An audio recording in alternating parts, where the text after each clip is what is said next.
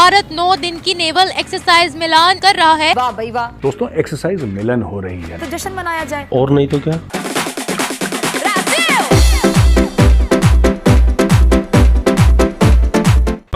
50 मुल्कों की नेवीज इसमें शामिल है, जिनमें बहुत बड़े बड़े ममालिक के नाम शामिल है। और सुने 1995 में शुरू एक्सरसाइज मिलन, इसमें भारत था, सिंगापुर था और थाईलैंड, श्रीलंका, ये 3-4 देश मिलके इन्होंने करी एक्सरसाइज मिलन शुरू। आज की तारीख में उसमें 50 देश शामिल हैं। क्या बात है। पाकिस्तान के मसलों से बाहर निकले और ऊपर वाले मसलों से लड़े, ठीक है, ताकि हमें भी एक दिन ये कहना पड़े जी हम उस कंट्री को बीट करने का सोच रहे हैं। हलवा खाएं और सो जाएं।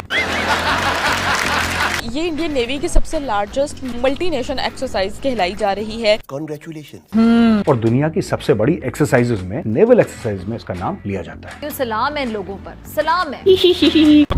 देख लीजिएगा, कभी भी चाइना इंडिया के साथ मुकाबला नहीं कर सकता।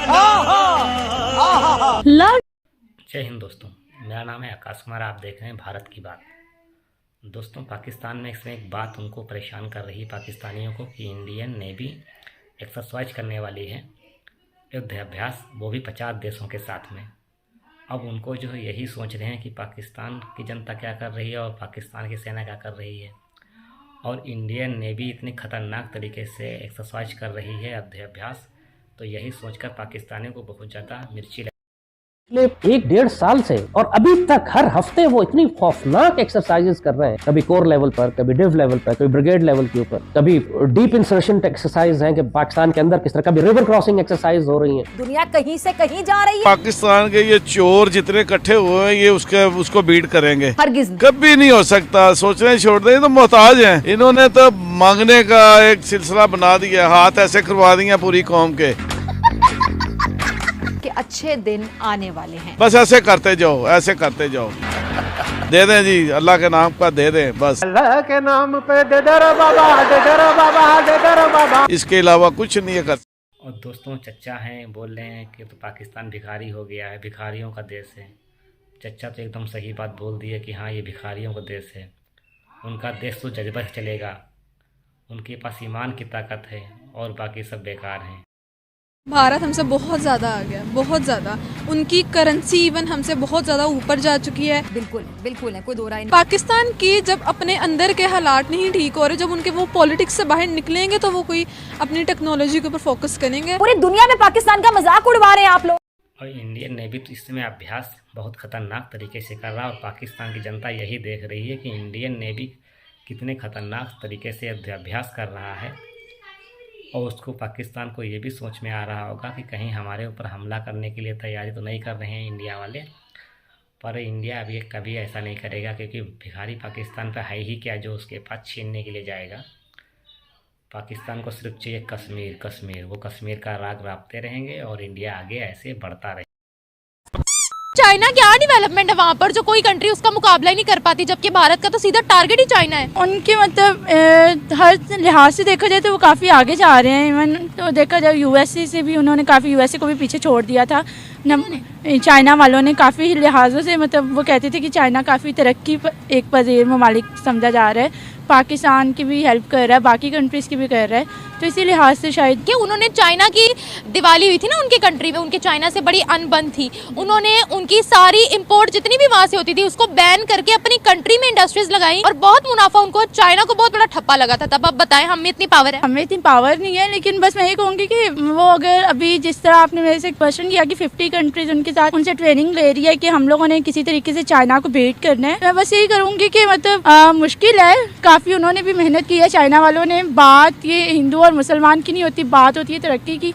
उन्होंने की है, मैंने मतलब लास्ट इंटरव्यू में बोला कि बिल्कुल अच्छी बात उन्होंने की है, क्योंकि उनका जो हमारा नजरिया था वो अलग था, उनका नजरिया अलग था। उन्होंने अपने नजरिए की बेस को जो लेके चले वो अभी तक आगे निकले हुए हैं। हम लोगों के नजरिया बदल चुके हैं, हमें बाहर आउट ऑफ कंट्री जाना चाहते हैं, जैसे पाकिस्तान से जिंदाबाद, हम लोग आउट ऑफ कंट्री जाना चाहते हैं, ठीक है। तो बस यही सीन है, बाकी यूनिटी में ही एक सक्सेस होती है। तो मुझे लगता है मेन रीजन यही है अभी तक, लेकिन इंशाल्लाह एक वक्त आएगा पाकिस्तान भी आगे हमें नजर आएगा इंशाल्लाह। अपनी हर जरूरियात में उसको आप मेन पॉइंट कर लें कि नहीं जी हमारे पास अगर कुछ नहीं है, चाइना है, उससे हेल्प ले लेंगे। भाई खुद को किसी काबिल बनाए, पाकिस्तान के मसलों से बाहर निकले और ऊपर वाले मसलों से लड़े, ठीक है, ताकि हमें भी एक दिन ये कहना पड़े जी हम उस कंट्री को बीट करने का सोच रहे हैं। पाकिस्तान के ये चोर जितने इकट्ठे हुए हैं, ये उसको बीट करेंगे, कभी नहीं हो सकता। सोचने छोड़ दे, ये तो मोहताज हैं। इन्होंने तो मांगने का एक सिलसिला बना दिया, हाथ ऐसे करवा दिया पूरी कौम के, बस ऐसे करते जाओ, ऐसे करते जाओ, दे दें जी, अल्लाह के नाम का दे दें, बस इसके अलावा कुछ नहीं ये कर सकते।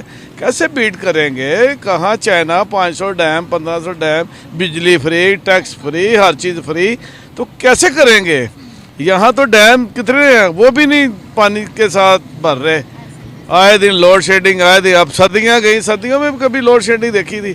मैंने नहीं देखी। अब तो बहुत होती है। ठीक है ना, क्यों हो रही है?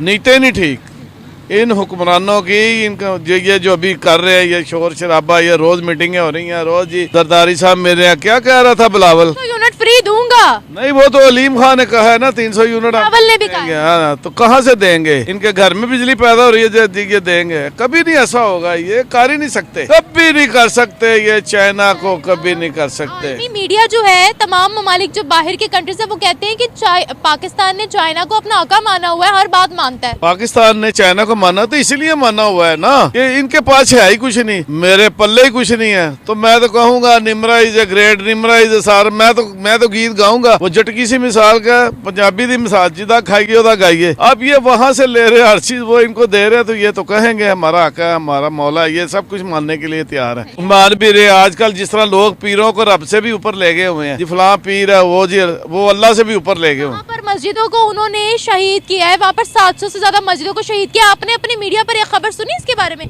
नहीं सुनी हो? मैंने नहीं सुनी, मैं गलतफहमी नहीं करूंगा। थोड़ी सी किसी लड़के ने मुझे बताया था जी ऐसे हो रहा है, ऐसे हो रहा है। भारत जो उनको काउंटर करने के लिए नेवल एक्सरसाइज कर रहा है, उनके बारे में क्या कहते हैं वो? सकता भारत उनका कुछ नहीं बिगाड़ सकता, कभी कैसे? नहीं है ही नहीं, उनके पास इतनी पावर ही नहीं है। अभी ये 1-1.5 साल पहले पिछले दिनों आपने देखा, वो एक पहाड़ी पे कब्जा, एक जगह पे कब्जा किया, तो चाइना वालों ने मार मार के इनको निकाल दिया वहाँ से। नहीं, वो आपने गलत सुना है। मैं वो ताइवान की मीडिया पर भी वो खबर चली थी। वो आज से कुछ देर पहले की बात है। वो इंडियन 6 सोल्जर्स ने चाइनीज सोल्जर्स की ठुकाई की थी। You are right bro. क्या कभी हम लोग चाइना के खिलाफ खड़े हो सकते हैं? आपको ऐसा लगता है? देखिए, मैं ये कहती हूँ कि अभी ये जो माइक भी पकड़ा हुआ है, ये भी चाइना का है। इसकी जगह मेड इन पाकिस्तान को होना चाहिए था है नहीं था। आपकी जेब में पेन भी है, मुझे लगता है ये भी मेड इन चाइना है। ये मैं 5 का लेता था, आज मैं 60 का ले रहा हूँ। मेड इन चाइना ही है। नहीं है, पाकिस्तान तो नहीं बना रहा। अब इन चीजों को हम देखेंगे कि नहीं देखेंगे कि इनको सही करना है, या ये भी मैंने एंटी पाकिस्तान बात किया? बताओ। 500 सुई भी नहीं बना सकते, अभी तक अपनी सुई नहीं बनाई इन्होंने। पेन की निब जो है, ये निब, ईगल पेन, ये मैंने चाइना में गया, मैंने काशगार से 50 रुपए की किलो खरीदी। यहाँ कितने की दे रहे हैं? 10 रुपए की, 15 रुपए की बेच रहा है दुकानदार। उर्दू बाजार में चले जाए 5 रुपए से नहीं 10 रुपए की दे रहे हैं। अब इकोनॉमी आपकी कहाँ जा रही है? आप बिजली के रेट बढ़ा रहे हैं, आप पेट्रोल के रेट बढ़ा रहे हैं। आपका वजीर आजम, हमारे साहब, जनाब वजीर आजम साहब काकड़ साहब कह रहे हैं जी महंगाई है ही नहीं मुल्क के अंदर, है ही नहीं। इलेक्शन बड़ा फ्री एंड फेयर हुआ है, कुछ भी नहीं हुआ। सारी जमातें पिट रही है। मौलाना फजल रहमान जैसा बंदा वो कह रहे जी धांधली हो गई, धांधली हो गई, धांधला हो गया है। कहाँ खड़े हैं आप? वहाँ क्या है? कहाँ जमहूरियत है? किस जमहूरियत की बात कर रहे हैं? कोई नहीं है इधर, कुछ नहीं होने वाला। आप देख लीजिएगा, कभी भी चाइना इंडिया के साथ मुकाबला नहीं कर सकता। भारत हमसे बहुत ज़्यादा आ गया, बहुत ज़्यादा। उनकी करेंसी इवन हमसे बहुत ज़्यादा ऊपर जा चुकी है। आप ये देखेंगे, अगर एक गाड़ी की कंपनी है, उसकी प्राइस रुपीज़ में, पाकिस्तान में अगर 8 लाख है तो भारत में 4 लाख है। तो कोई कंपैरिजन अब रहा ही नहीं है, कंपैरिजन अब हो ही नहीं सकता। वो बहुत आगे जा चुका है। उन्होंने अपना रॉकेट लॉन्च कर दिया है, उनकी जो है इंडस्ट्रीज वगैरह सब कुछ बहुत ऊपर जा चुकी है। तो मेरा नहीं ख्याल कि कोई कंपैरिजन बनता है। चाइना को बीट करने के लिए नेवल एक्सरसाइज जो कर रहे हैं, और 50 मुल्क की नेवीज शामिल हैं, एक्सरसाइज चल रही है, 9 दिन लंबी एक्सरसाइज है। आपको क्या लगता है कि वो चाइना को प्रॉपरली बीट कर पाएंगे? हाँ, मैं भी, क्योंकि इंडिया जो है वो भी एक सुपर पावर बनने की दौड़ में आ चुका है, और चाइना ऑलरेडी एक सुपर पावर है। तो हो सकता है कि हाँ इंडिया उसको बीट कर ले, लेकिन पाकिस्तान का तो दूर दूर तक नामो निशान नहीं है। पाकिस्तान की जब अपने अंदर के हालात नहीं ठीक हो रहे, जब उनके वो पॉलिटिक्स से बाहर निकलेंगे तो वो कोई अपनी टेक्नोलॉजी के ऊपर फोकस करेंगे। तो अभी पहले उनके पॉलिटिक्स के मामला ठीक होंगे, बाद में जाके कोई अच्छा हुक्मरान हमें मिलेगा, कोई हालात ठीक होना शुरू होंगे, महंगाई से हम निकलेंगे, गुर्बत से हम निकलेंगे, तब जाके हम टेक्नोलॉजीज पे फोकस करेंगे। उससे पहले तो हमारा कोई नामो निशान नहीं है। चाइना हमारा दोस्त है, दुश्मन है, मफाद परस्त है? कौन है? मुफाद परस्त है। क्या कह दिया है? शहद से मीठी और हिमालय से ऊंची दोस्ती को। देखें, कोई किसी के अपने फायदे के बगैर किसी की मदद नहीं करता। ये this is a universal truth.